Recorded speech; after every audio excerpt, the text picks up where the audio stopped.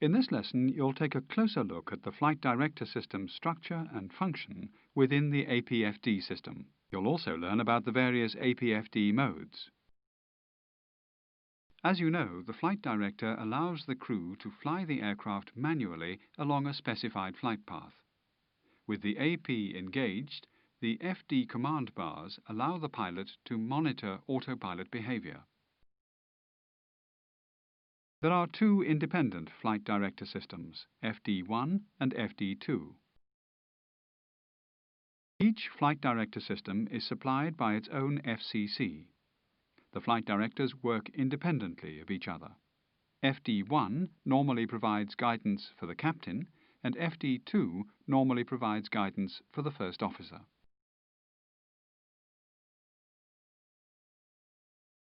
But if a failure occurs in either system, as here in FD1, the remaining system is capable of supplying both the captain and first officer.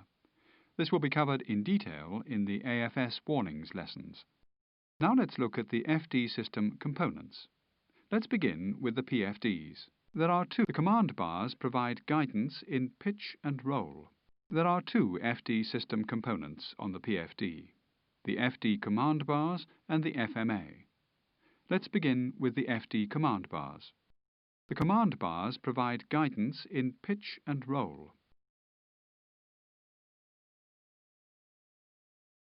You follow the FD commands by ensuring that the FD pitch and roll bars remain centered on the nose of the aircraft model throughout the flight. Under certain conditions, the roll bar is replaced by a yaw bar. This only happens with the FD system engaged in two specific modes. These are at takeoff with runway mode engaged, when rolling the aircraft would lead to a ground strike, or in align and rollout phases of landing with flare mode engaged, when the autopilot is not engaged. This will be covered in a later lesson. These controls on the FCU located on the glare shield allow you to select almost all of the APFD modes. You'll see how this is done in the AFS normal operations lessons. The only modes you cannot select from the FCU are takeoff and go around, which you select through the go levers on the throttles.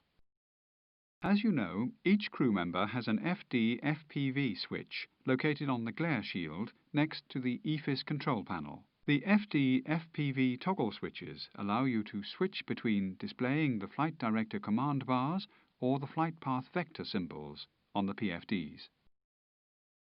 As you've seen, the FMA is of primary importance to you as a pilot. The FMA is divided into 5 columns, each capable of displaying several different mode enunciations. Each column has 3 lines. Line 1 displays the engaged mode. The engaged mode is the active mode. Engaged modes are always displayed in green. Line 2 displays the armed mode. When a mode is armed, it's ready to take over from the engaged mode. Armed modes are always displayed in cyan. Line 3 displays APFD system messages. The messages are always displayed in amber. You'll be looking at this in more detail in a later lesson. Select each of the columns on the large FMA in turn for an explanation.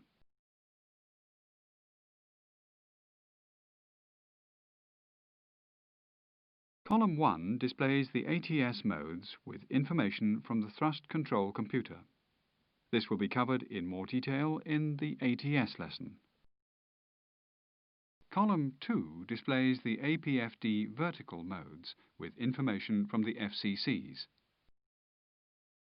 Column 3 displays the APFD lateral modes with information from the FCCs.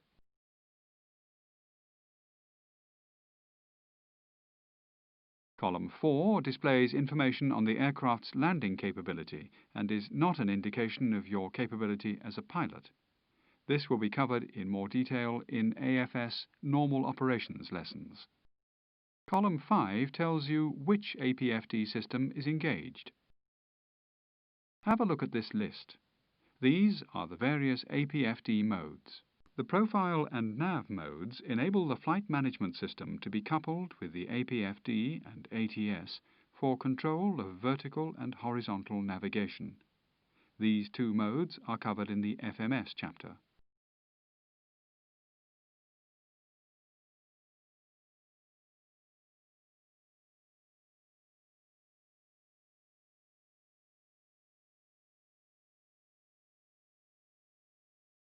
The basic APFD modes are vertical speed and heading.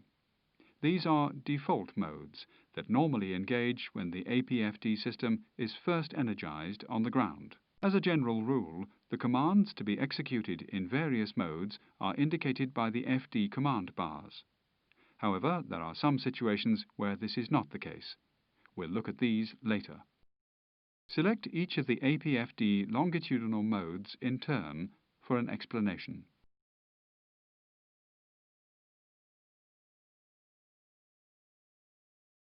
Vertical speed is the basic longitudinal mode. It maintains the aircraft's current vertical speed at the time it's engaged. Vertical speed also captures and maintains a new vertical speed when you select one on the FCU.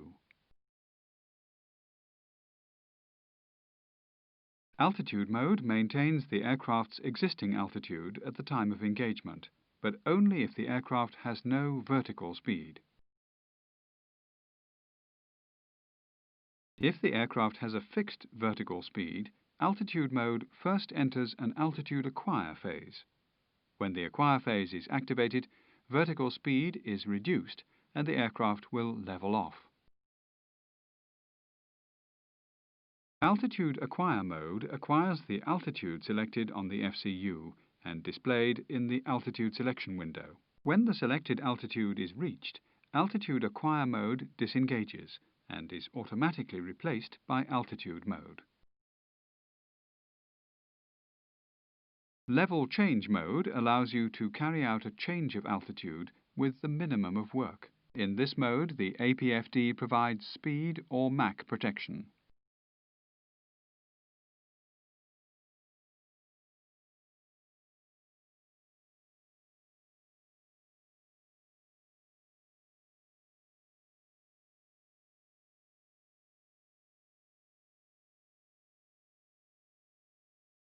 Select each FMA in turn for an explanation.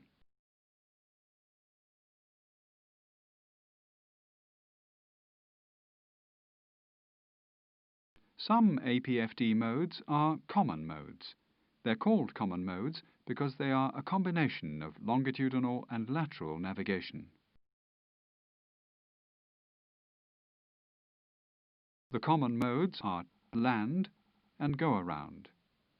Because the common modes use both longitudinal and lateral navigation, the FMA mode enunciation is sometimes combined in columns 2 and 3, as shown here, with land mode engaged.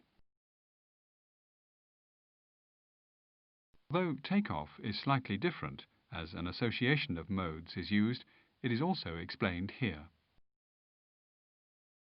Select each FMA in turn for an explanation. The takeoff longitudinal mode is the Speed Reference System, SRS. The lateral mode can be either runway, heading selection, or heading. Runway maintains the aircraft on the localizer beam. Takeoff mode is available with just the FDs or with the FDs and one autopilot in control wheel steering. Takeoff mode is not available if an autopilot is engaged in command. However, 4 seconds after liftoff, you can engage one autopilot in command. Land mode combines the localizer and glide slope modes. The glide slope modes are glide slope capture and glide slope track. Land mode captures and maintains an ILS beam, the localizer beam and glide beam, and then guides the aircraft during alignment with the runway axis, flare, touchdown, and landing rollout. Go-around mode enables you to perform a go-around with longitudinal and lateral guidance of the aircraft. The longitudinal mode in go-around is SRS, and the lateral mode first gives the rollout order and then levels the wings and keeps them horizontal. Now let's look at FD system engagement. This is normally done before engine start. However, before the FD system can be engaged, there are certain engagement conditions that have to be met. These are listed here. The pitch trim levers are used to power up the FCCs. This activates the APFD system. Only one pitch trim lever needs to be on to energize the system. Activate the APFD system now. The other APFD system has been activated for you. With the FCCs powered up, the Flight Director system starts making its computations and engages in the basic modes. The APFD system would automatically be energized as soon as one engine is running. However, the system cannot display the command bars or the FMA annunciations until the FD-FPV switches are set to on. Select the Captain's FD-FPV switch on. The First Officer switch will be set to on for you. When the FD-FPV switches are on, the Flight Director command bars and FMA annunciations are displayed on the PFDs. As long as the aircraft is on the ground, with heading engaged, the roll bar is synchronized on aircraft heading. As you can see, the FD engagement status is displayed in white in column 5. The FCU is initialized with the current aircraft parameters or default parameters, which, as you can see from the example here, are displayed in the relevant reference windows. If one of the engagement conditions is no longer met for a single flight director, or it fails, it disengages. You would then have to switch FD systems.